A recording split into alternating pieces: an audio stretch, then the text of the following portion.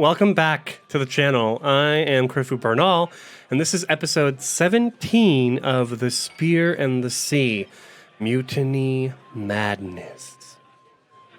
I am playing through, as always, Skull and Shackles. We are so close to the end of Book 1. I'm excited to play this through, this mutiny in action. At the end of last week's episode, we had a quick flash over to Back to the Man's Promise, where we could see Mr. Plugg shaking his head and threatening something ominous if our party, our crew here, returns. We also had an epic fight in the cauldron of Riptide Cove versus the Grindylows, who caused us such issues from before. It was tough.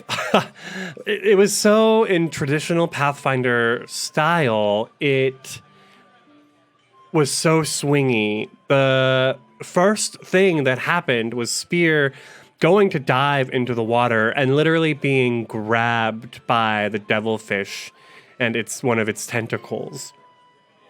It almost instantly downed him.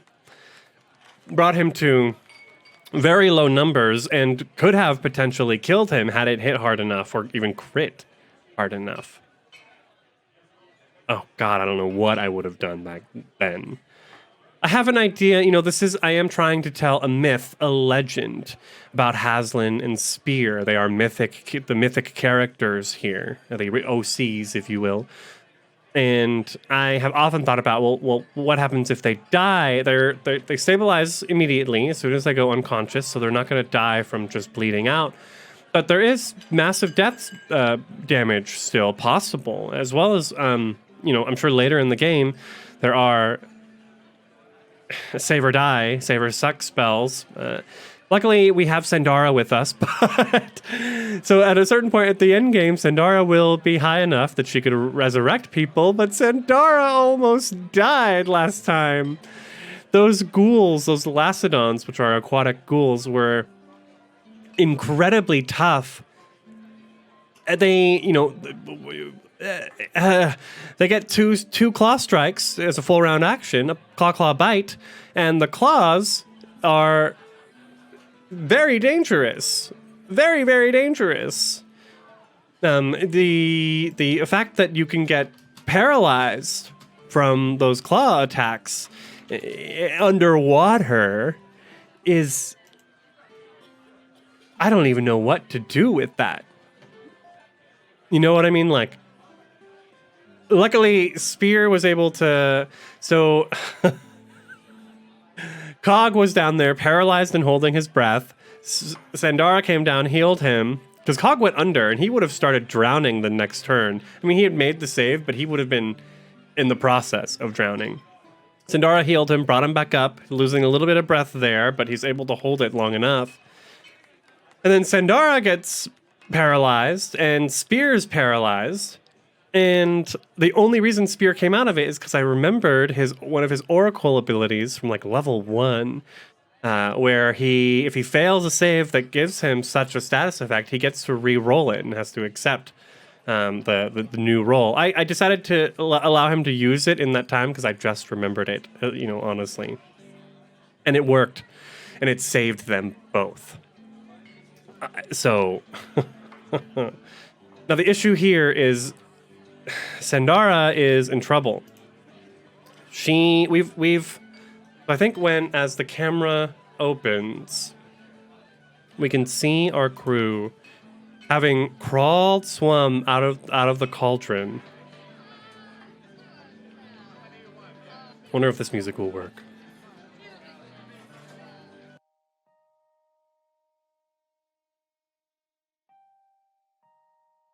I think so. I'm not sure you can hear it. There we go.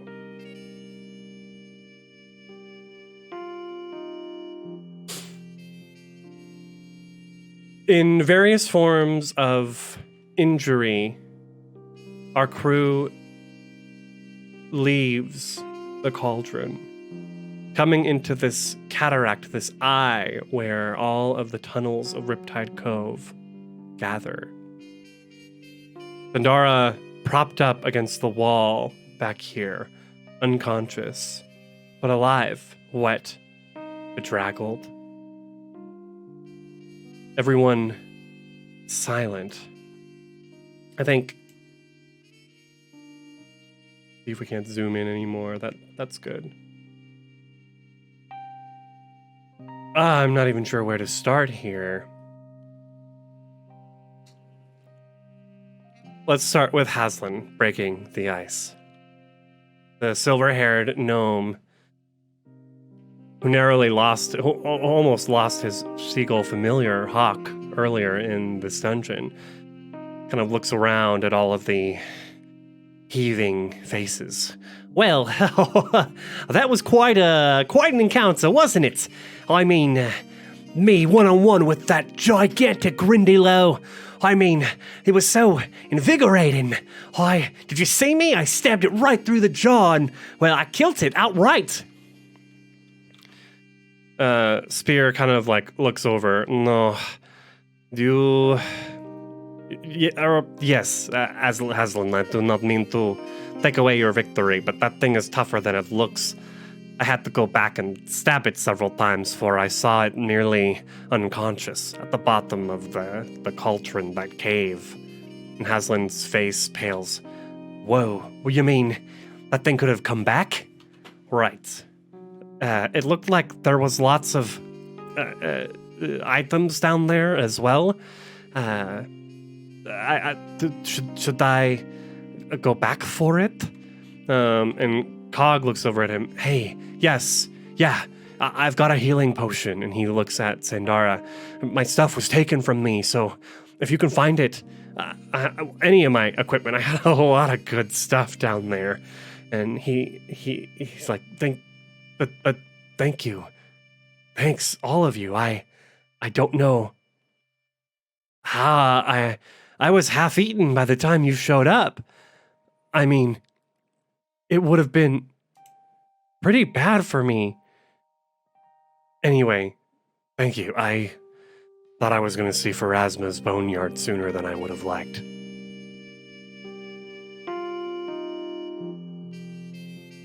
Spear kind of looks at him. It is no trouble, Cog.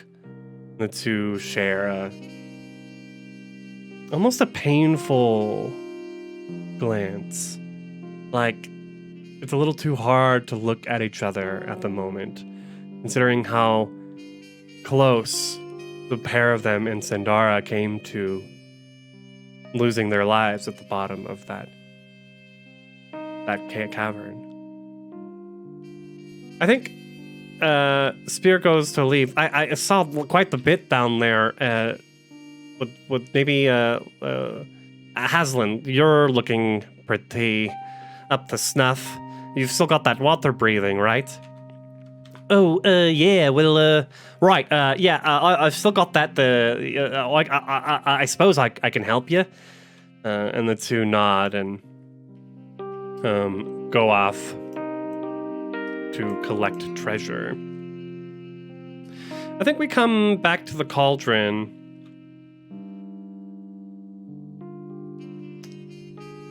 And we can see that Spear and I feel like I need a map, a page without. We can see Spear and does that work? Ha, here we go. Sorry about that. Spear dives down and Haslin kind of waits at the top here. Oh, we've got it like this, where Spear's diving into the water, looking around. He notes the carcass of the whale who he had to stab through with his spear a few extra times, and then begins gathering up all of the equipment and items down here and bringing them up to Haslin, who begins to categorize them. There is quite a lot down here. And Haslin can see some of them above the water line as well. Dozens of scrimshaw objects, objects made from bone, carved into the walls. Among them are some pieces of art, maybe scavenged from ships that have crashed along the way, or raiding parties that the Grindylows sent out themselves. There is a whale skull weighing 25 pounds that it's easy enough for Spear to bring up and hand to Haslin, who heaves it up, and Haslin immediately begins examining this thing, for the runes carved into it appear to be magical. Oi! Haslin, look at this. I think this might be magic. Haslin kind of looks at him. Oh, well, how can you tell? Right, I've got a little bit of magic training. I don't know if you saw me casting those spells earlier. You're not the only one of us out here with some magic, buddy. Right, I am aware of your magic, Haslin. What kind of magic is it? Let me take a quick look. Yeah, he says. This is going to be Knowledge Arcana? Or is it going to be Spellcraft?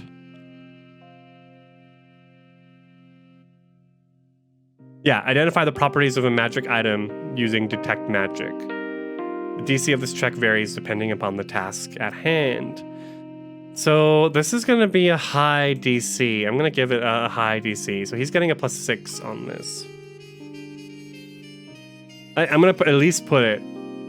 Ooh, I'm pretty sure it starts at like 15 and goes up higher. Spellcraft. Decipher a scroll is 20 plus the spell level. So, and this thing, meta-wise, functions as a scroll, as several types of scrolls. I'm going to start with I think the highest level spell, which might be level 2 or even level 3. Let's see.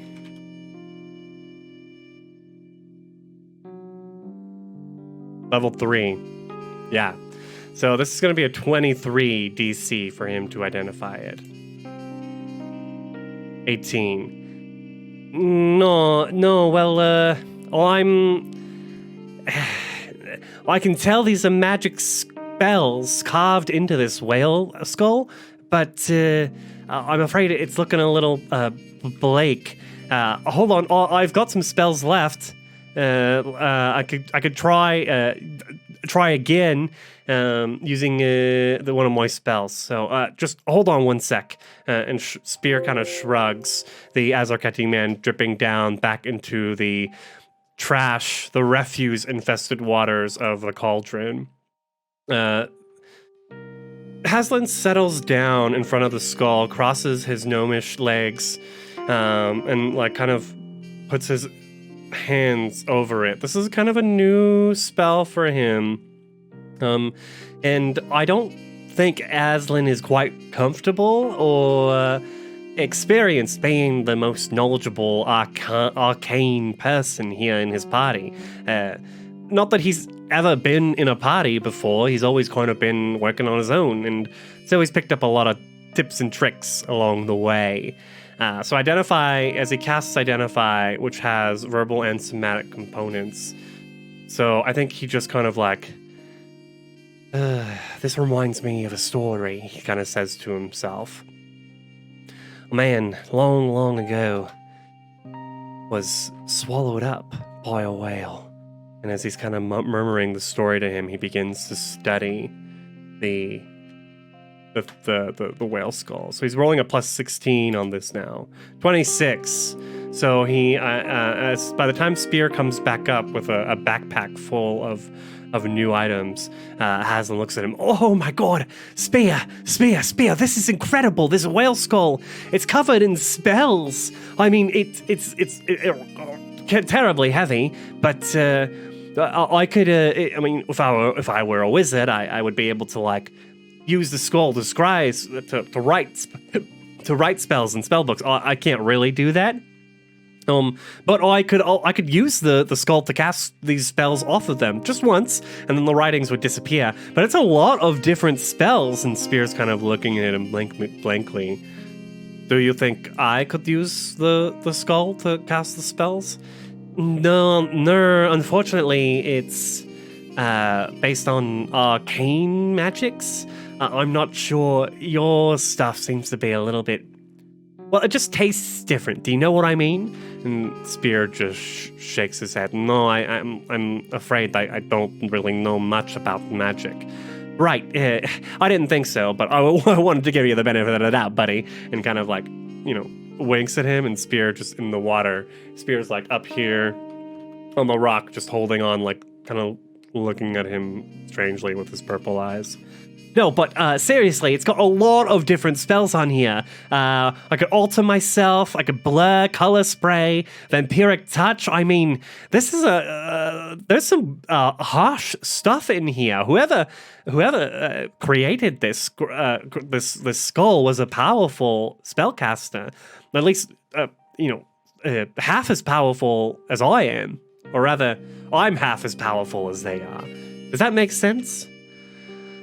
I think that makes sense. Could you take this? And Spear kind of just continues handing him things. Our comrades were tied up with silver ingots that we had to remove from them. They're sitting at the bottom of the cauldron. Do you think we should take those?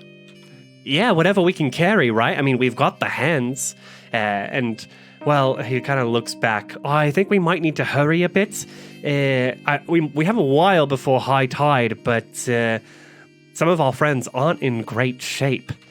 Right, I found Cog and Sandara's stuff, and I think it seems they both had potions on them. So we should be able to heal Sandara, and maybe then she can heal us some more. And Haslin nods. Right, I think that's a good idea. The other thing is, Spear pulls up 4 +1 heavy crossbow bolts, a silver spearhead, these bracers.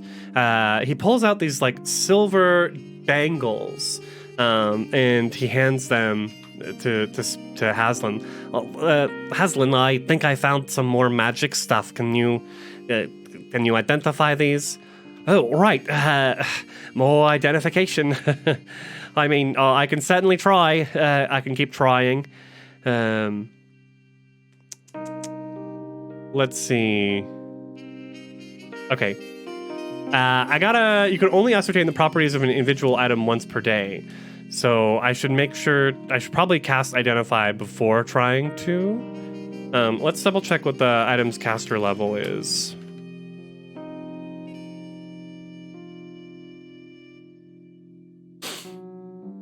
Caster level 4. So this is a 19.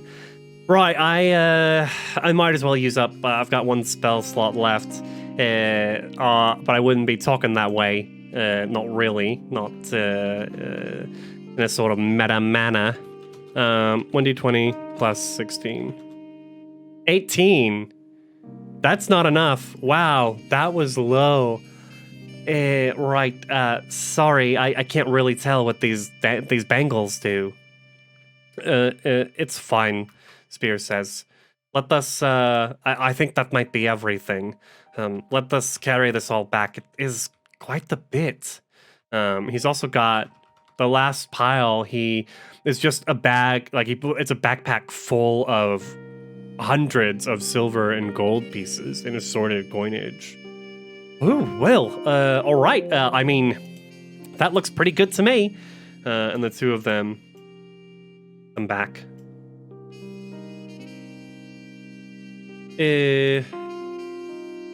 All right, everyone, we got a really nice haul here. Conchabar, they're these braces, these bangle sort of things. Would you mind looking at these?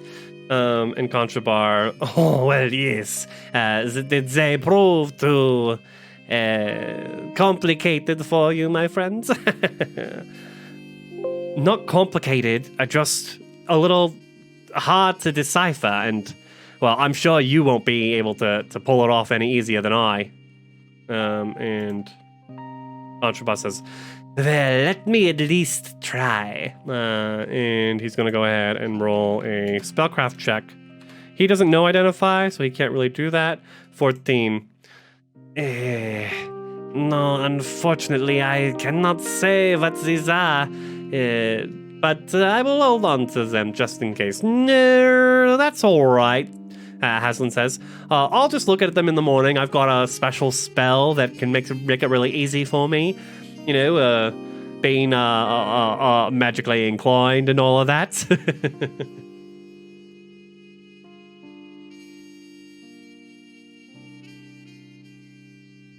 Spear.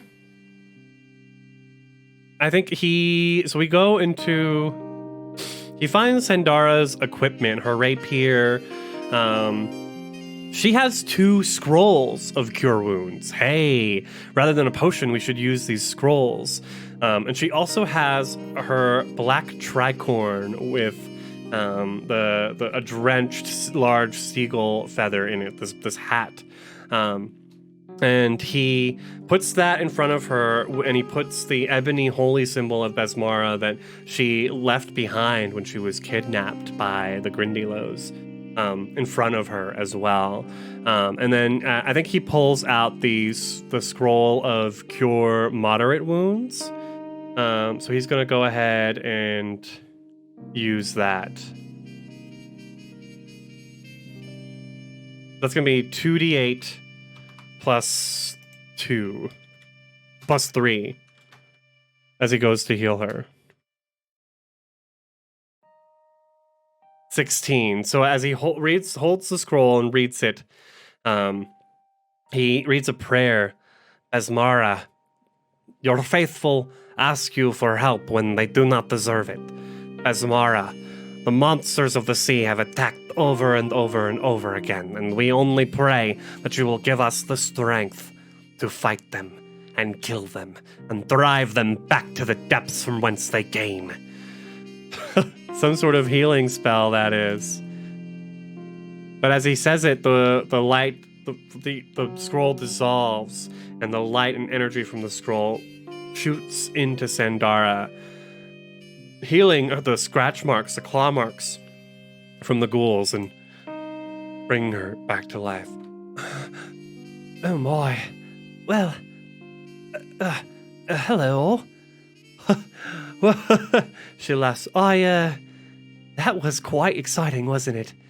I don't think I've ever been in such a thrilling battle before.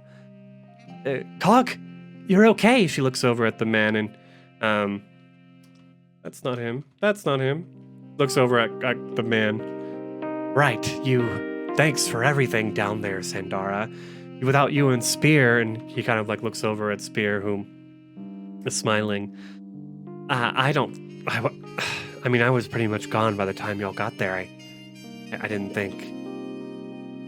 Right, well, it's nothing. I hope it's just the same that you would have done for me as well. In a different time, in a different place, I don't know if I would have, but Cog looks around at all of you, the human man. But you're all members of my war party now. I have your backs, 100%. And he kind of lingers on Spear as he says that. Right, well, it appears that we're all in various parts of injury, so thank you for healing me and saving me. Thank you all. And what's this? Hey, Retro! We're going through a kind of dramatic reunion here. Sandara here has just been brought back from unconsciousness. What's this down here? My tricorn and my holy symbol. You found them. Right, Sandara, Spear says, the tanned Azarketi man kind of pushing forward. It was your holy symbol that gave us the clue of how you were first Sorry, Retro, no worries. It was your holy symbol that gave us the clue as to how you were first kidnapped. We saw signs of scuffle, and your holy symbol was waiting where you had been taken. Mr. Plugg, of course, didn't want us to come and find you, but he sent us ashore on this island to find water, and, well, here we are. I'm not surprised that Mr. Plugg didn't care about us. He looks like over at Cog. But I am grateful to all of you that you came. Contraba, you're here too. Well, I was selected for this very important mission, so, without me, I do not know if the rest of these people would have made it through. And Zendara loves, of course, your inspirational battle song was quite useful during that encounter. Did we... I'm so glad that all of us made it out. Here, let me just channel some energy, and maybe I can help us all out with that. So she stands, she takes the tricorn and she puts it back on her head. And she puts the holy symbol of Besmara around her neck again, that skull and shackles, made out of ebony metal. And she's gonna channel some positive energy. So we're gonna start off with 2d6 points. That's gonna be 12 points. Holy crap. That's 2 natural 6s. So Cog's fully healed. Hawk is fully healed.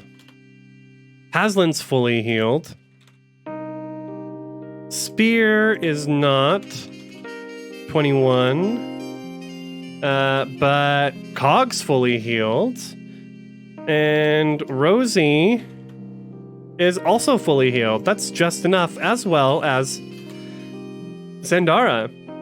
So this holy energy washes over all of them, and they all look amazed, because this is the first time Zendara's ever done this. They all look amazed as she kind of glows like this angel pirate goddess for a second. Spear, it seems you've suffered some injuries as well. Let me just go one more time. Don't worry, I've got plenty of energy left. And that's another 7 hit points. Back to Spear. I think we can leave it. I mean, she could go again. 12. Boom. He's fully healed. So she's used up 3 out of her 5 channels for the day, and hopefully, I don't think we'll be encountering any more problems. Oh, she can scribe scrolls. Good for her. At this point, the water begins to lap up onto the dry ground that they're on. Haslin kind of goes over to the corner here. Oh my god. All right, everyone. It seems high tide is coming back up, so let's get moving, shall we? Spear? And he looks over at the Gilman, the Azarketzi, the man, only person here who can breathe underwater naturally and who has a swim speed. I do not think we should try and climb out the way we came, especially with all this. He looks at the bags of treasure behind them. Plunder. Rosie and I and Cog, we should carry as much as we can. I think we are the strongest here, but split amongst us, it should be pretty easy to do. And then he kind of stumbles for a minute, and then Haslin says, "And then we'll head back to the stockade." Huh? Conchabar, the other gnome in the party, looks at him. His, once perfectly manicured purple foppish hat, completely bedraggled and sea-soaked at this point. What do you mean? We must get back to the... where is that accent going? We must get back to the men's promise. If we do not get back by tomorrow morning, Mr. Plugg will sail away without us. That cannot be. Concha Conchabar, I mean, I understand where you're coming from, but I'm hoping that at the very least, if we maybe get up before dawn, we've got a couple hours before nightfall. If we go to bed early, get up before dawn, and maybe make it back, he won't leave until the sun rises. Right, that fucking fucker. He's not gonna do any work himself. He'll make sure to wake up everyone else before he starts commanding it and calling them lazy assholes and whatever kind of bullshit spews out of his mouth. And she spits on the ground. I'm sorry, I can't fucking stand that guy. Are we seriously gonna go back to that ship and continue to serve under, she does in air quotes, acting Captain Mr. Plugg? For real? Are we serious about this? Well, I can't say I'm in an eager position, Sandara says, to go and bunk with Master Scourge either. Yeah, I mean, and wasn't there some sort of secret stuff going on? Spear kind of looks at them all. I think so. We spoke with Ambrose, and he looks at Conchabar and Haslin before we left, and it seemed very clear that, well, Plugg and Scourge and the rest of their lackeys were planning something. But Sandara, Rosie, but what are we to do? I mean, we're given orders by Captain Barnabas. We are to serve under Mr. Plugg until we get back to Port Peril, so we can sell the boat and meet up with the rest of the Wormwood. I say we fucking kick his ass, Rosie says. Miss Caswell, you mean mutiny? Yeah, I fucking mean mutiny. I'm not gonna serve under that piece of shit any longer. Cog kind of sighs. If mutiny is what it is, then mutiny is what it is, but I don't... Yeah, he's a harsh dude, but that seems, what are we gonna do? Make him walk the plank? Cog, I don't know if we can do that, but, well... Sandara, what do you think? I think that I would very much like to get out of this place, she says. And back to this stockade? She looks at Haslin, and he nods. Right, I would like to get out of this place. I have been here for far too long, a few days at least, and I would like to sleep on dry land, not strung up like some sort of piece of meat, and try and put this behind me as much as possible. In the light of the morning, well, maybe then we can make a better decision. The crew nods. The decision has been come to.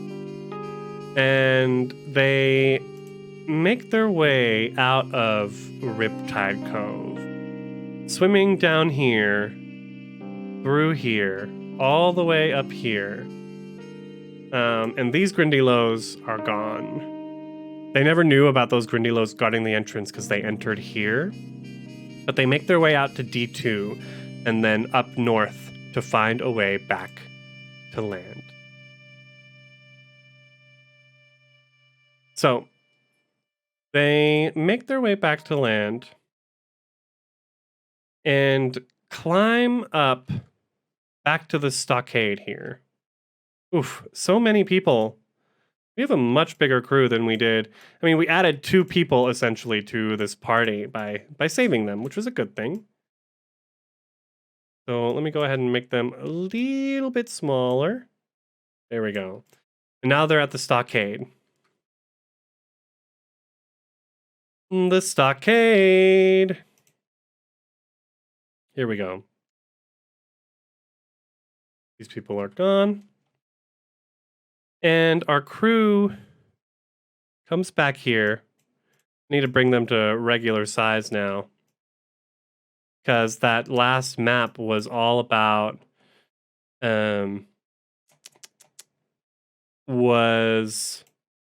each square was 10 feet. Our small people will be right there. Yeah. Oh, that's a little big, Haslin. There you go. And Hawk's tiny. Perfect. Okay. So as the crew gets back to the stockade, they begin bundling up some of the extra treasures around here as well. I think there's some leather armor, which might be nice for Zendara to put on. I think we could give her some leather armor. There's definitely some leather armor here. That way she doesn't have to cast instant armor, and the breastplate's a bit much. She doesn't have a lot of dex. No, maybe she doesn't need it. I don't know. Well, she'll at least carry it for now. Hi, Zen of Games. I'm sorry you're busy at work, but it's nice to see you say hello at the very least. But I think as the Bonewrack crew here settles in for the afternoon and the evening, the camera zooms back up, and we leave our crew here in the stockade. And the camera travels as the sun is setting across the island, back through the jungle and its swamp, and all the way back to the now almost repaired Man's Promise. The sun, it's dark, and we can see the boat free of the coral that wrecked it, floating slightly, anchored here in this bay. There's several dozen bodies in here, and we can see shadows of pirates leaving their hammocks and walking out here and shutting the door behind them, leaving these 5 in this room, and of course Ambrose the cook has his own cabin. But as they sneak out, I'm going to, first off, I need to open up that portfolio, because something is happening at night while our heroes are sleeping back on the boat. So I'm going to roll how many stealths? 1, 2, 3, 4, 5, 6, 7. I'm going to roll 7 stealth checks. 70-20. And I'm going to take the worst one. 2. Plus 3 is 5. So that means any one of our characters here have a potential chance to hear the pirates as they were leaving. I'll start with our 3 other pirates. They get a +1 perception. So I'm going to roll 3d20. Every single one of them hear the door. Oh, no. Because when you're asleep, the DC goes up to 15. So 2 of them hear the door shut. I'm going to go over to Rumi.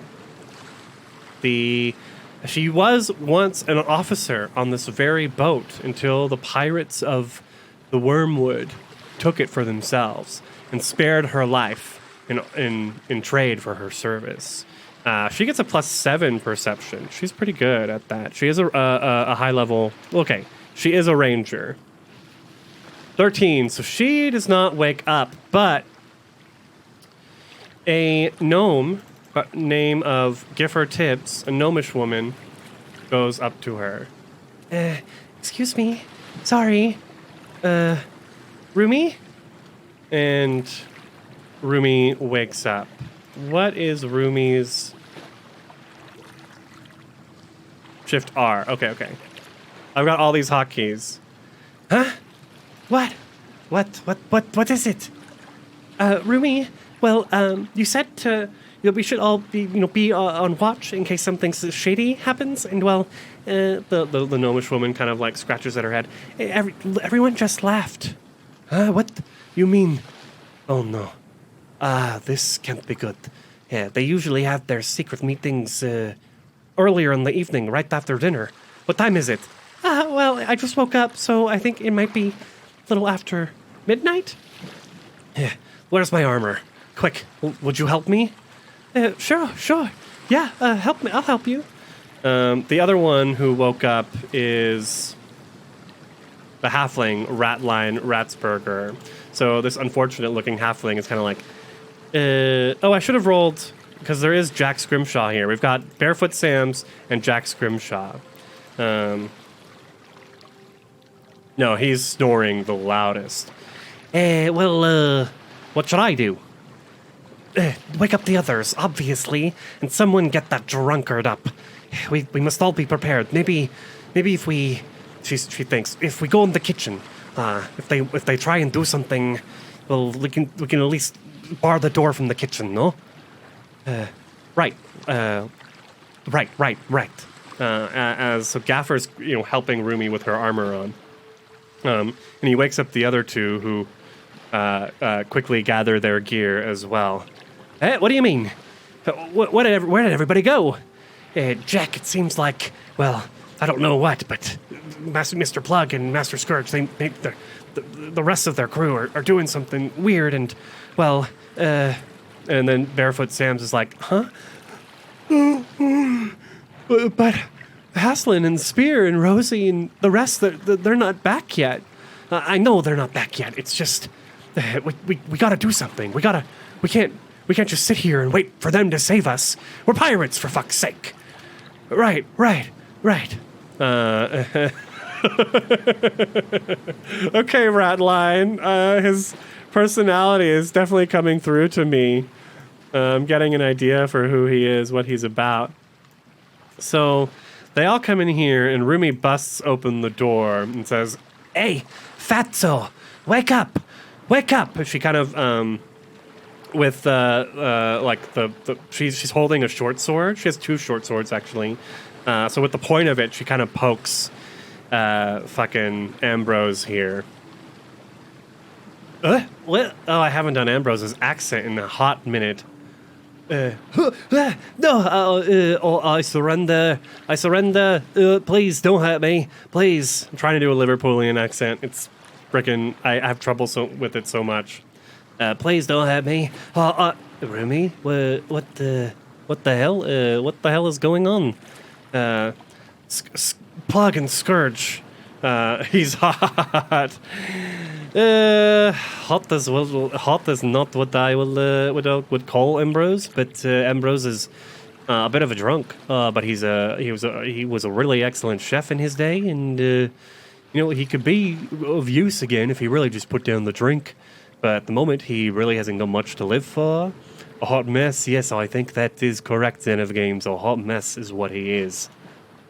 Get up, fish guts. We've got to be prepared. I think that something is happening. And then all of a sudden, at that point, they can hear about a minute and a half has passed. They can hear boot stomps from the deck above. So let's come in here. And I'm gonna put Giffer in the back. Ratline's gonna be in front of her. I think we'll have. That makes sense. Rumi is the strongest, and she's pretty much taken control of the situation. As we come up top, we can see Mr. Plugg. Hold on. Here? No. Here. Master Scourge and Mr. Plugg, as well as the owlbear, a Shawanti man with just holding a club, and the collar of his ex-slave status still around his neck as a warning sign. Mr. Plugg looks around at the pirates around him. So, it's come to this. Tomorrow morning, we should be expecting the return of Mr. Spear.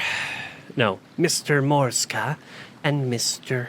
Kirkle and their ragtag bunch. If I can guess, if I know them at all, if I've gotten to know them at all over the past few weeks, I would guess that they tried to save their friends, directly disobeying my orders. And so as we discussed, we are going to kill them when they come back tomorrow. Don't you mean if they come back tomorrow? And Plugg shoots him a look. Shh! No, I am fully I am in full belief of Spear and Haslin's capabilities.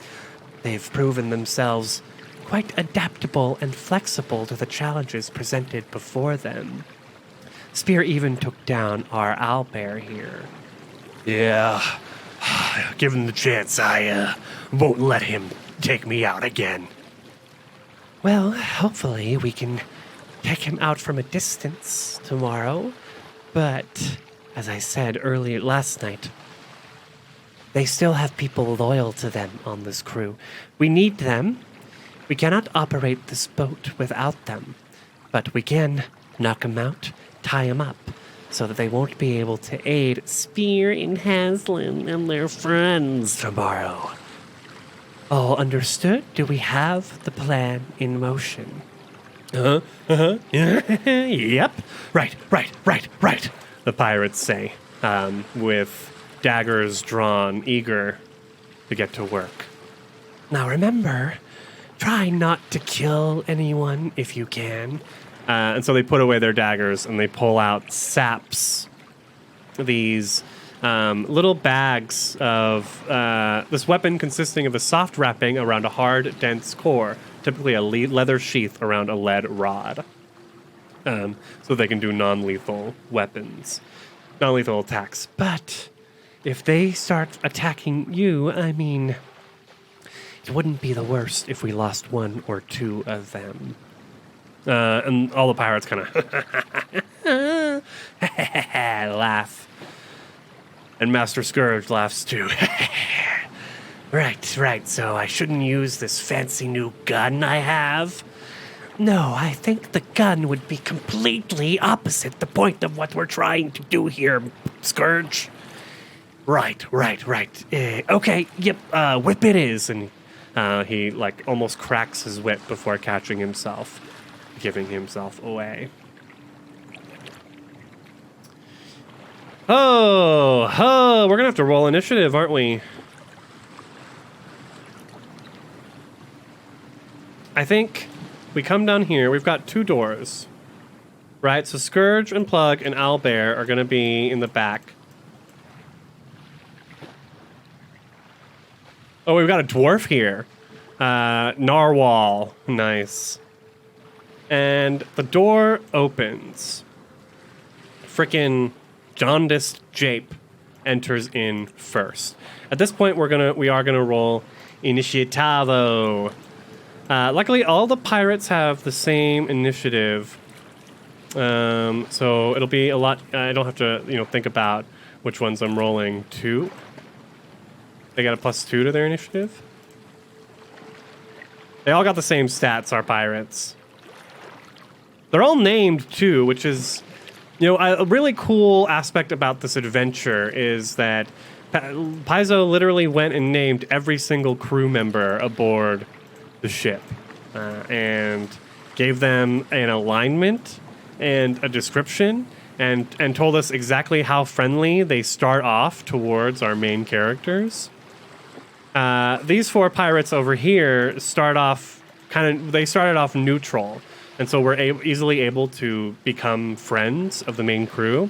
The rest of the pirates were already minions of Scourge and Plugg, who didn't like our RPCs. And so there's that. Okay, let's go to Mr. Plugg and Master Scourge. Plugg's got a +3 initiative. Scourge has got a +7. Good for him. Damn. Plugg's got a +3. Owlbear Hartshorn has a -1. He's a slow mofo. Still rolled a 12. And then we've got Ambrose with a +1 and Rumi with a +6. +6. She gets a +2 while in water terrain. So I've been trying to figure this out. I'm pretty sure she gets water terrain because she's on a boat. It's all water. So she's actually rolling a +8. Damn. Oh my god, natural 1. Holy shit. How does that happen? And Ambrose has a +1. Okay, look at this. Ooh, what a list. What a list. Okay. We're going to have to put on some good music here. I think we start with... Maybe we go with...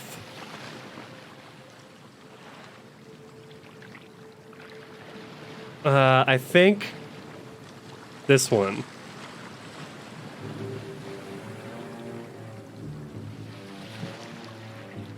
Yeah. Okay. Ambrose is first.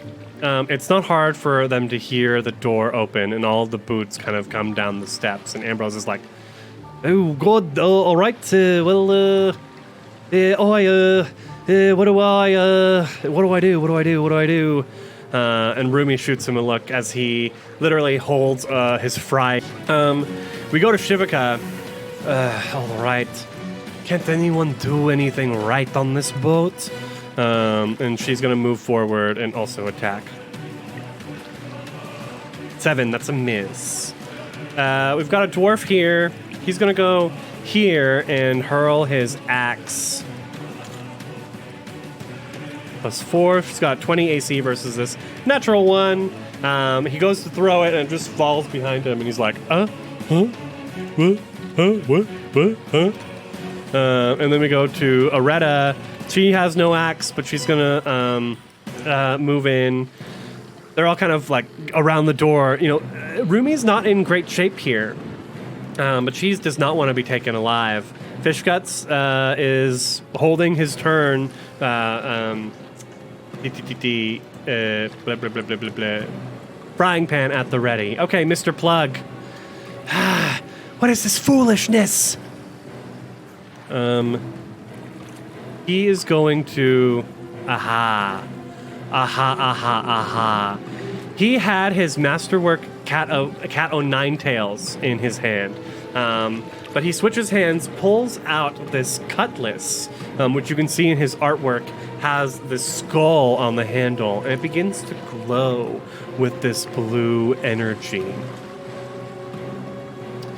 And he swishes it around dramatically, Sailor Moon style, and this circle of blue light forms in front of him, and he points it at Rumi, and he casts Hydraulic Push. Hydraulic Push. Let's see how this spell works. It does not provoke an attack of opportunity. Uses Blast of Water to make a bull rush against any one creature or object. Your CMB for this bull rush is equal to your caster level plus your intelligence, wisdom, or charisma modifier. But he doesn't have a caster level. He just has the Tidewater Cutlass, which is caster level 3.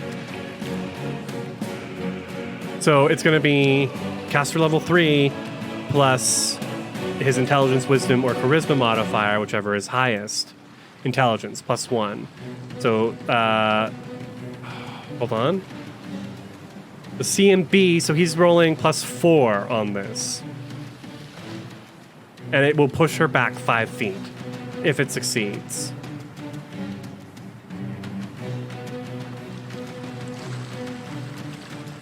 $16.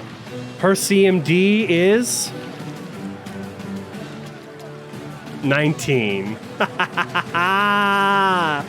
Yeah, so this rush of water just and she puts up her arms in front of her, the swords like making this X, and like digging her heels into the wooden floor behind her.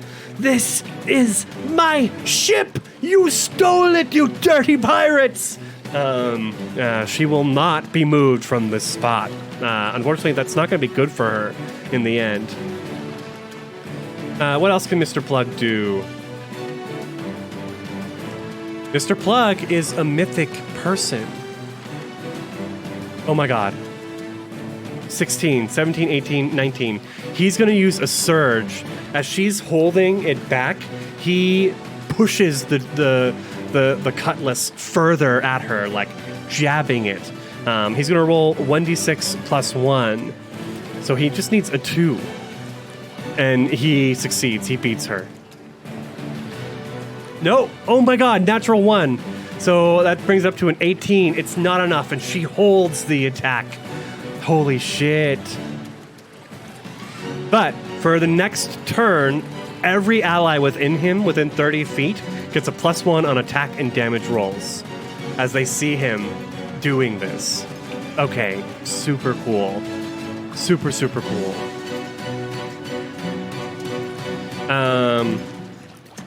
We come to Owlbear. What is Owlbear doing? He's injured. He only has the club. He can't really... He can throw anything, though. And he does not suffer an attack penalty. So I think he picks up... maybe there's like a wooden... like a heavy object, a steel boot or something. I don't know. What is an improvised weapon? What kind of damage does that do? Let's double check. Improvised weapon. It's usually like a 1d4, 1d6.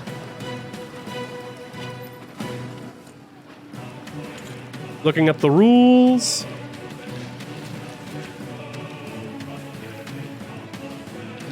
Sometimes objects not crafted to be weapons are used. They were thrown in a range increment of 10 feet. To determine the size category and appropriate damage for an improvised weapon, compare its relative size and damage potential to the weapon list to find a reasonable match. Okay, 1d4 it is then. So he's not getting a penalty to it. It's still only he's only getting a plus. He's rolling a +1, but he does get a +2 on this. He needs to get a 20 though. That's a 20. Okay, roll for concealment.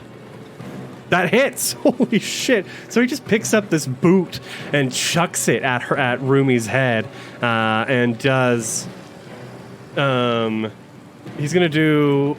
It's a thrown weapon. He's gonna do 1d4 plus 3 points of damage, +1, plus 4 points of damage. He does 5 points of damage as he chucks this boot against her head. Ow! She says, damn you! And he just laughs. Ha ha ha ha ha.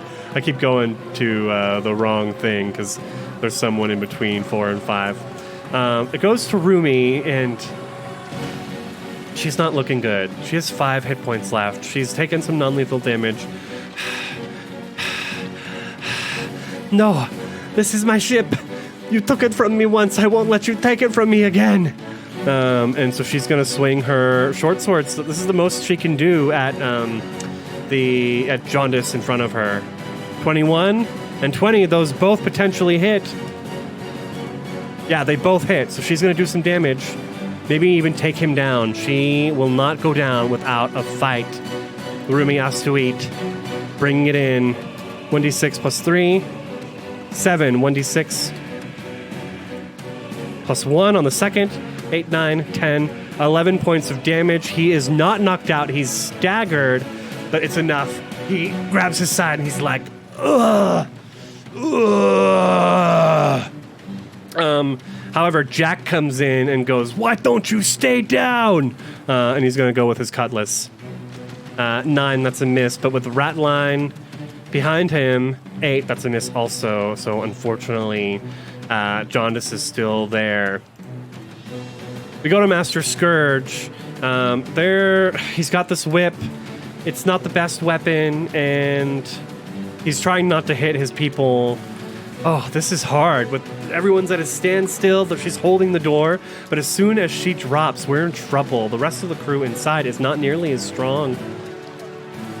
But at least they managed to kind of injure and knock out some of the other people. So he's rolling a +6, needs to get a 20.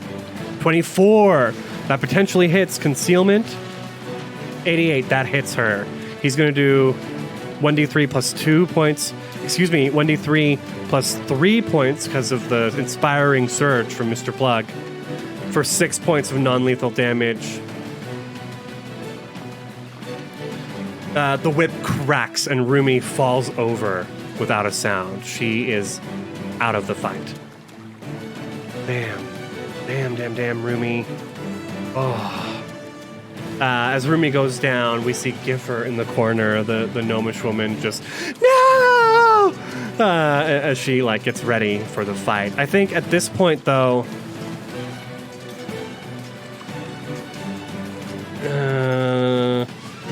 let's see what happens. I'm not gonna have, no, because we need, Ambrose knows he's better flanking, and he cannot flank if he steps into that spot. He doesn't have, he's wearing his padded armor, but he doesn't have the kind of AC she did. There is no way he would be able to hold them off the way she was doing. So we come to Badger, who I think will take a 5-foot step in. Ooh, let me move her to the top. Let me just actually move Rumi to the bottom as everyone's moving in. She takes a 5-foot step in, and she needs to keep moving to make some space here. So she's going to make an acrobatics check. She needs to tumble. She's trying to avoid. What am I doing? What am I doing? What am I doing?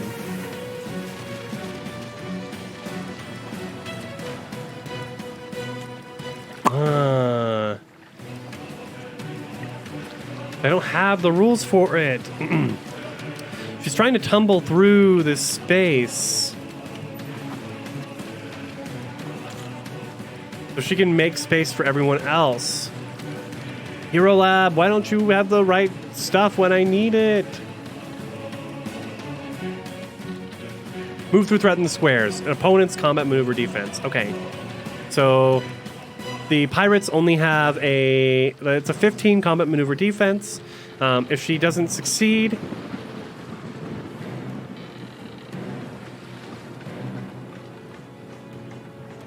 you lose the move action and provoke an attack of opportunity. So she's going to try and move south here, kind of tumble through. 1d20 plus 2. 11. It's a fail. As she... and then Jack goes ahead and is going to lash out at her with the cutlass. 15, that'll hit. For 6 points of damage. She screams out, Jack, what are you doing? We go to Slippery Sill, who she's going to move in 5, 10, and hop up onto this table. She has not yet left there, but she moved through threatened spots. So let's see if she can avoid. She's moving through threatened spaces. If she can avoid those attacks of opportunity. She cannot. They're both going to get... Oh, Jack should have rolled with concealment. That hits. So Jack and Ratline are... No, Jack already used his reaction. Ratline's going to make an attack of opportunity here. 11, that's a miss. She hops up on the countertop here and just brings down her sap on Sam's head. What are we rolling? Plus 3? Yeah. Natural 20! For a critical fucking hit. Holy shit. And she's rolling with plus 2. So she's rolling 2d6 plus 4. 8 points of non-lethal damage. Take that, Sam's. How come that's for never letting me borrow your stuff? I didn't let you borrow it, Sam says after the sap knocks her against the head. Because you always stole it. I'm going to have Sam's take her turn now. Where is she? She's going to move up ahead of Giffer, and she's going to swipe out with her cutlass. 10, because she used acrobatics, I think... No. I thought she would be flat-footed because she used acrobatics to try... No, but I guess not. Reading rules really quickly.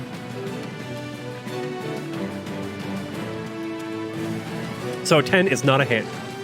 But you know what? This is the time. Giffer is going to go as well, and we're going to have Ambrose. He's going to go after Giffer. So bringing his down to an 8. So Giffer moves forward, and she's going to swipe out with her cutlass as well. 19, that might potentially hit. Let's roll for concealment. 36, that hits. Yeah! Why are you guys doing this? She says. Just leave us alone! -4. So that was Barefoot, that was Sam's. Here we go to Ambrose. He's not quite flanking. He could have been flanking if Giffer hadn't moved in right there. Damn it. Ambrose. So what if Ambrose tries to feint? Because we need to get that sneak attack. That's what I'm trying to do. I'm trying to get that sneak attack damage. It's 10 plus your opponent's base attack bonus plus your opponent's wisdom modifier. So let's start off with a bluff check as a part of his move action. +7. 16. That's pretty good. What did I say? Opponent's base attack. Opponent's base attack plus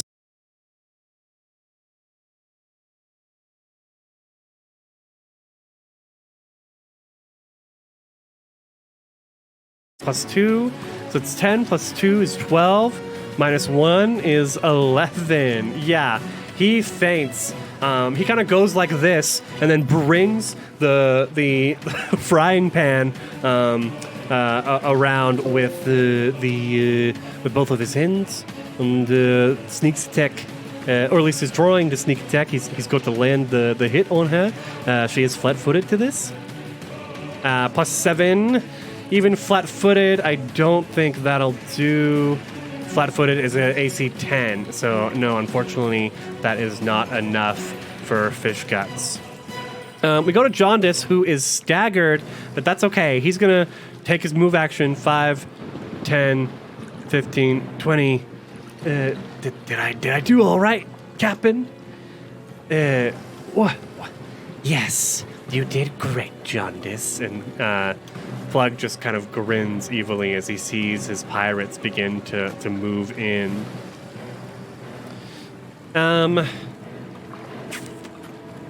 She, I think, is going to take a 5-foot step here and use the sap to attack Jack. 16, that potentially hits. That hits. We're still at +2 extra damage, so 6 points of damage as she knocks Sam out, or tries to knock him out, and she's like, Jack, just sit down. Calm down. You will survive this if you don't fight back too hard. Gah! Shivaka, you've always been such an asshat, he says. We've got the dwarven pirate here, Narwhal. He's going to have to move in here, but can't do much as either. And we've got Aretta. She's going to go and move in here, but can't do much from there either. We go to Mr. Plugg. He is going to take a 5-foot step. He's still got some mythic abilities left that we're kind of foreshadowing with perchance the fight tomorrow. He can use advance. He can expend one use of his mythic power to inspire a tactical advance on the field of battle. This allows each of your allies within 30 feet to either take a single move action or of the character's choice or a 5-foot step. So he raises up his cutlass. He's got the now has the cutlass in the other hand as well as the cat of nine tails. And he raises the cutlass and he says, Advance, everyone! Be sure to take them alive! And so everyone's going to get a 5-foot step. 5 foot here. She kind of swings around this column here. 5 foot here. 5 foot here. 5 foot here. 5 foot here. I think that's... Well, the dwarf here is going to take a move action. Try to avoid the attacks of opportunity from our 2 pirates. Need to get a 15 on this. 17. So he avoids the attack of opportunities, jumps up onto the the table, and yeah, everyone is able to move in a lot swifter than they would have before. Owlbear is doing all right. Did I do good, Captain Plugg? You could have done better, Owlbear. As usual, you're such a disappointment. We go to Jack, who is not doing well and is starting to freak out. Everyone's getting in here. I gotta hold them off. Furumi! He looks down at the Rahadumi woman who's sitting underneath Shivaka, and he's gonna try and trade blows with Shivaka with his cutlass. 13, he needs to roll concealment. That hits, though, so he is able to at least slice her for 5 points of damage. They're doing good. They're doing really good here. And that brings Ratline behind him as well. Ooh, and we're flanking, actually. So +2 on this. 10 is still a miss, unfortunately. Ratline, not really the best of fighters with little halfling guy. But you know what? He'll do his best. Master Scourge is going to hold his attack here. He can't really... Well... Actually, he might be able to whip these two. They're going to have soft cover, so +4 to their AC, but at the very least, that's a 21. So even with, he takes the whip and whirls the whip around in his head and literally arches it, whips it around the corner of this open door to potentially hit Jack with it, Jack Scrimshaw. No, not a 10, 100. And he does. So Master Scourge is going to do 1d3 +2 points of damage. For 3 points of damage. If I held that in two hands, would that make a difference? No, it wouldn't. Okay. Just wondered. You can always double check. So he whips Jack Scrimshaw, who's not feeling too good. He's only got 2 hit points left. And we go to Badger here, who is going to whirl around on him and whirl around with the sap. 8, that's a miss. But still, then we go to Slippery Sill, who is dealing with Sam's. Sam's is also not looking good. 1 good hit, and she's down. This could be it. And that's it. Sam's goes down. And that was non-lethal, so she's out for the count. Sorry, Sam's. Her turn was next, unfortunately. Giffer shouts out, Sam's, no! And she's going to...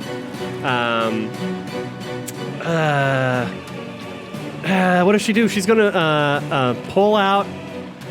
No, she's provoking no matter what from. So she's gonna take a 5-foot step here, and take I think a total defense. She's scared. She's gonna take total defense. It's a standard action. So +4 dodge bonus to her AC for 1 round. Let's go ahead and throw maybe this part on just for that round. Giffer. So then we go to Ambrose. Ambrose takes a 5-foot step here, so now he's properly flanking Narwhal with Jack. Who knows for how long Jack's going to stay up, but the Liverpoolian cook is trying his best to use this frying pan to his best ability that he can. +3, +2, 1d20. +3, +2. For a 12, that potentially hits if concealment, which hasn't been an issue. We haven't rolled 20 or lower. So that's a hit plus a sneak attack. 1d6 +1 +2d6. Ho ho! He takes the frying pan and just literally brings it down on the dwarf's hip. The dwarf is not knocked out. He's staggered, so he's down to 0 hit points, which means he can only make a move or a standard action but that's enough for him to think twice about coming into this place. Jaundice Jape is kind of done. He's also sitting at 0 hit points, so he's not in a hurry to jump back into the fray.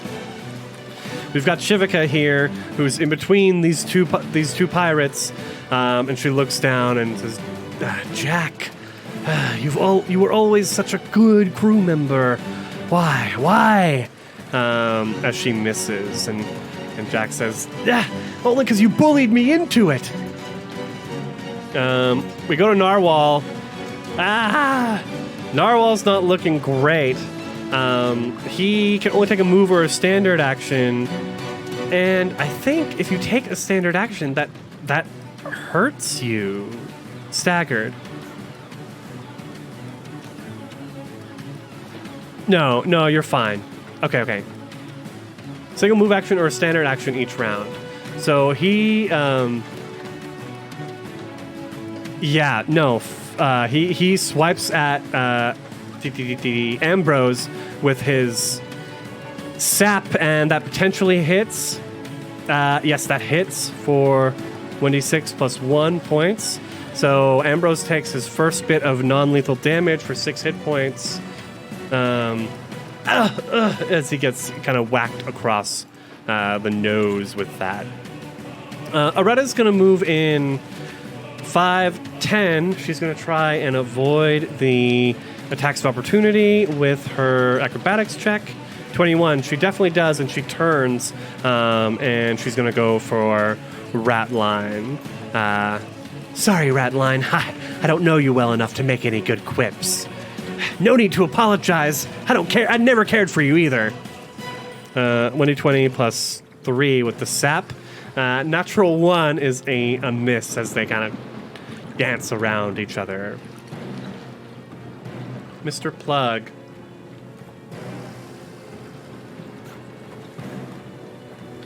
He's going to use his mythic power ability again to keep at it, ladies and gentlemen. We've almost got them. To allow everyone to take a move action of their choice. So that means I'm going to have Shivika and Narwhal switch places here. So Narwhal's going to jump down, and they're going to like grab hands and switch spots. I'm going to have this woman, Slippery Sill. She's going to make a move. She's going to move here. It's really only a 5-foot step, basically, from there. So she bears down on Giffer and Ambrose. And I think that might be it. I don't know. I don't feel... Well, actually, if I have her jump back, her move down here, so and then the Narwhal jumps there, and then Aretta jumps up here.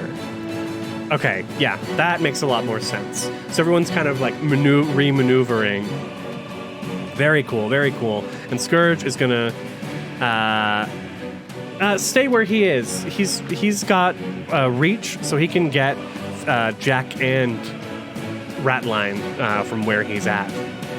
Oh, that move. That move is really fucking good. Owlbear's gonna hold for now. And we go back to Jack, who... He's having trouble. Jack, kind of with his cutlass, is looking all around as he sees the sort of dance that happened in just these quick past 6 seconds. Having trouble figuring out, but he turns to Shivika and he continues to try and take her down with his cutlass. 18, that potentially hits. 3, that is a miss. Unfortunately, the cloud passes over the moon outside of this dimmed and darkened kitchen, and he swipes at empty air. A Ratline here, I think, is going to make a swipe at the dwarf who is trying to get away, but totally misses. That brings us to Scourge. He continues whirling his whip around. What do I roll on this? I think I would remember, but there's so many numbers going up and down. +6 as he whirls his whip around, unfortunately not able to hit anyone. in the space. I mean, I always knew how this was going to end up, right? Like they were outnumbered. The mutiny, Plugg's crew had the element of surprise.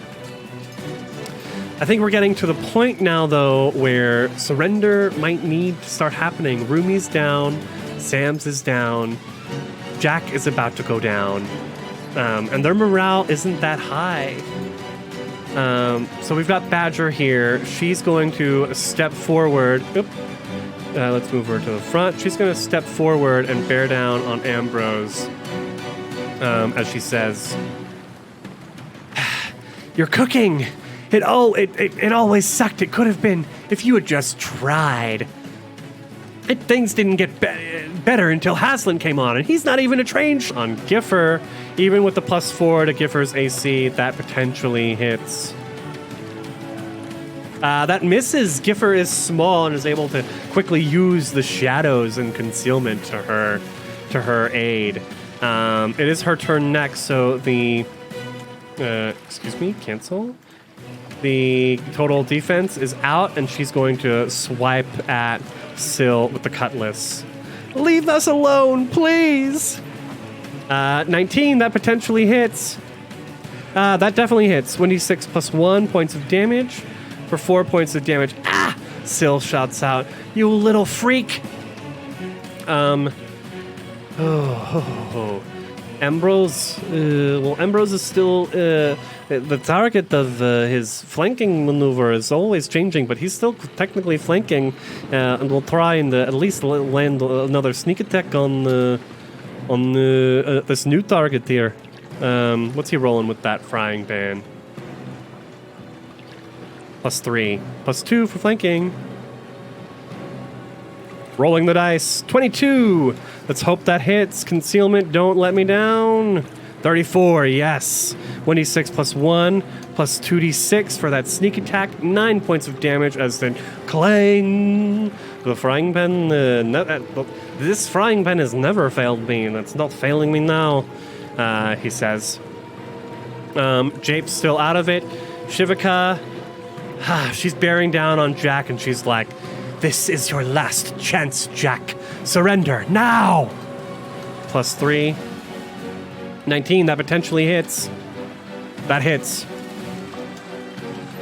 And he is knocked unconscious. She lands it down on him. He falls. Narwhal is going to take a 5-foot step this way and kind of get out of the space.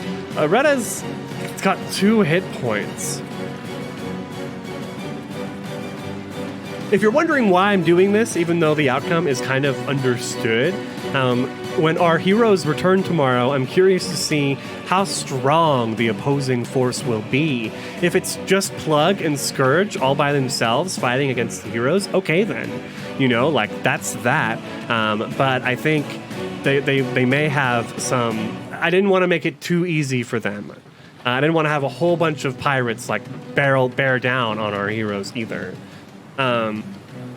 Aretta here,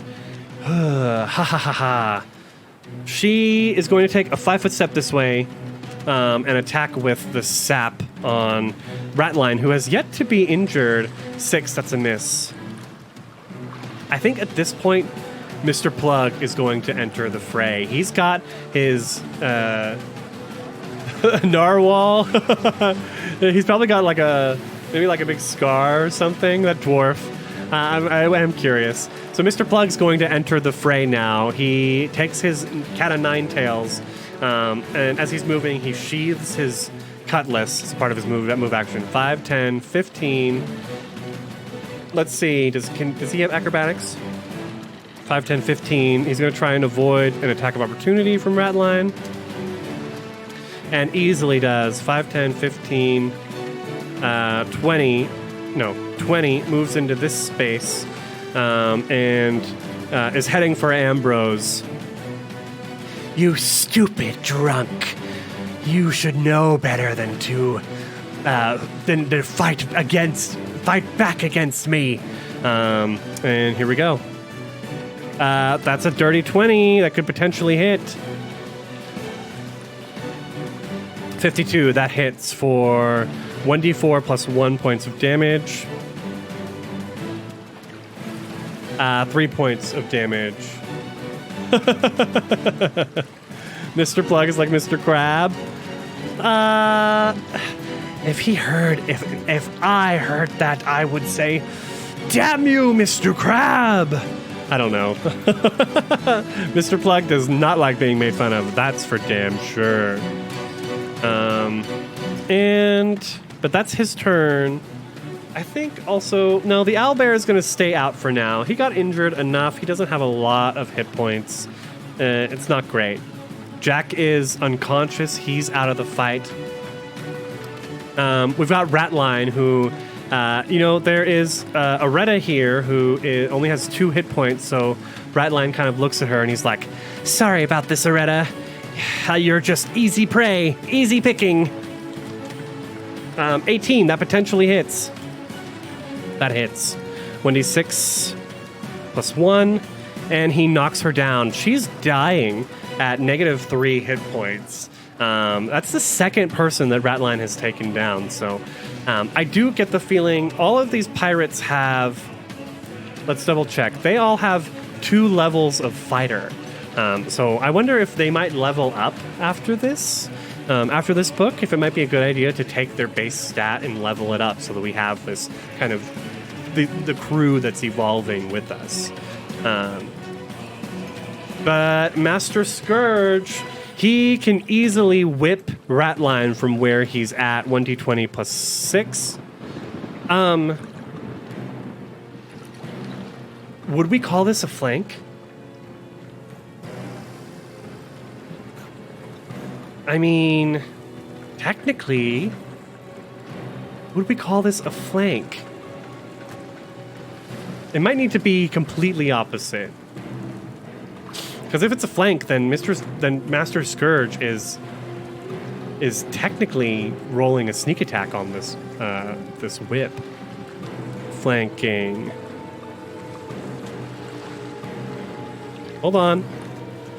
Let's look at the handy dandy chart, everyone. Here it is. Hold up.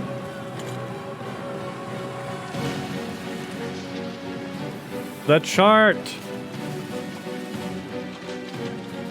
I think so. If you can draw a line. When in doubt, trace an imaginary line between the 2 attackers' centers. If the line passes through opposite borders of the opponent's space, including corners of those borders, then the opponent is flanked. So we drew a line. Let's move. Technically, Phipps needs to be in the center of the square. And we drew a line from here to here. Yeah, yes, it goes through the corners and the opposite borders. So Scourge is sneak attacking here. If he hits, he's doing some good damage. 23, concealment. 20, that's a miss. Oh, Phipps hears the crack of the whip and is able to go straight up. Ratline is able to go straight up against the wall and narrowly avoid the whip as it comes around the corner. Holy shit! Holy shit! We go to Badger here, who is trying to take on Ambrose. 2020 plus 3. 18, that potentially hits. 1d100. 11, that is a miss. Okay. And Syl here is also taking on Giffer. Could hit. Does hit. For 5 points of damage. At a certain point... It's hard because at a certain point, this kind of becomes... A lot of this is futile. We know how it's going to end. Our loyalists, that's what we're calling them for now, will be taken, captured, and tied up. But I need to know just how much damage they do to the enemies before that happens. Giffer, unfortunately, her tiny cutlass is ineffectual in her hands. But Ambrose is now flanking Mr. Plugg. And so he's going to get a sneak attack with this frying pan of his. Hey, Mr. Plugg. I can't say I've ever enjoyed serving under you.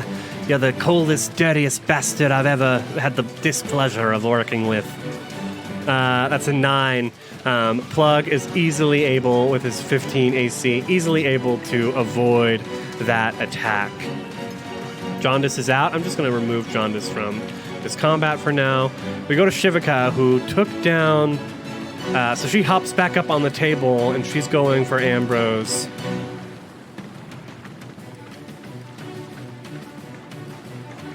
The natural 20! Ambrose's AC is 13. That's a crit, my friends.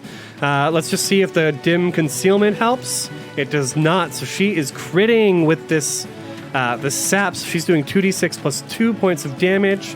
9 points of non-lethal damage onto Ambrose as she just... It does depend on morale. The pirates themselves have the kind of enemy pirates have morale, and that when they hit a certain point, they're retreating. They're not gonna give up their lives. For our loyalist crew, we're boosting their morale as much as possible. They know that they're in trouble on this ship, and they know that they need to do whatever they can to fight back. They've been inspired by Spear and Haslin's leadership. And the fact that, they came on this boat and started changing things, and they actually standing up to Mr. Plugg and Master Scourge. And so they're trying to hold back as much as possible. Narwhal, he's out of the fight as well. He's going to continue moving here. Areta, she's dying. She's she needs to make a 13 flat 20 flat check, and she continues to die. She's bleeding out. But here's Mr. Plugg with the cat of nine tails once more. He's going to try and take down. Should he take down Ambrose? No, he's going to turn and bear down on the halfling pirate who seems to be doing particularly well. 18, that hits with concealment. The cat of nine tails doesn't do a whole bunch of damage, but 4 points of non-lethal is good enough. You will serve, as he's whipping this halfling beneath him. Owlbear, he's holding. I mean, he could go in. I just don't want him to get in the way of Master Scourge. With that in mind, I do think Ratline is kind of he says, "No, Mr. Plugg, you're the rat bastard here." And he's going to try and hit him with the cutlass. He's flanking. 15 hits. So Master Scourge is going to potentially take some damage. Yes. For 6 points of damage, almost max damage. I mean, that's very little. He has 50 HP total, so... but Master Scourge says, "Yo, you won't hit the captain like that!" As he goes to whip again. He's flanking, so if this hits, he's sneak attacking. +6, +2. Okay, concealment. That's a hit. So the whip does 1d3 +2, and he's adding 1d6 to this for his sneaky attack. 9 points of damage as he whips around the corner. Ratline. Sorry, Spear. I tried. And he goes down. I think at this point, Giffer and Ambrose, the two biggest scaredy cats here, Giffer's in the corner, Ambrose is standing above her with the frying pan, and the camera fades to black as the crew bears down on them.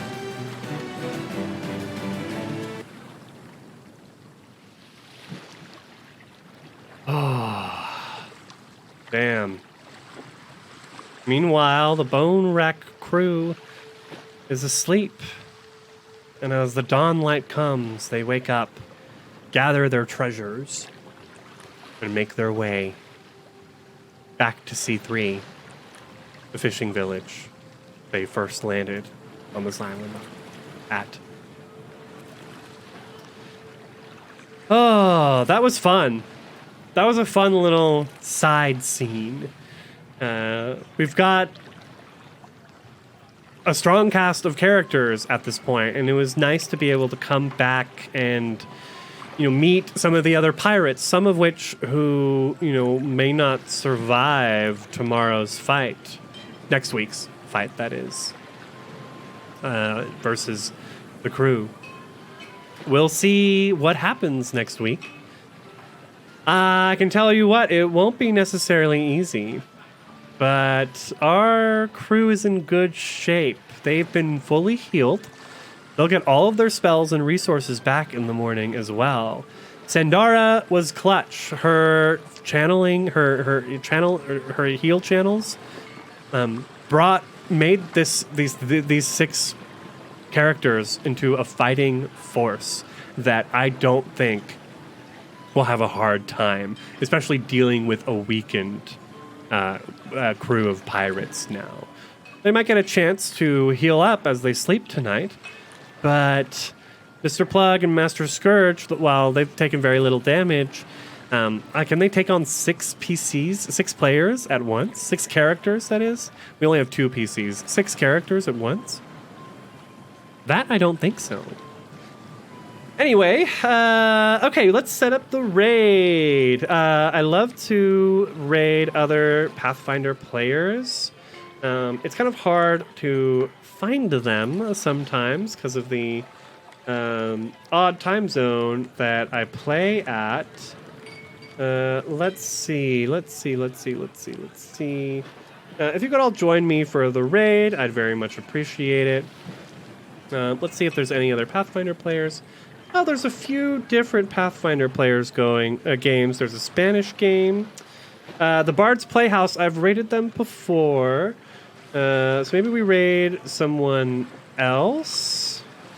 We've got another LGBTQ person who's doing a homebrew campaign, Ventura.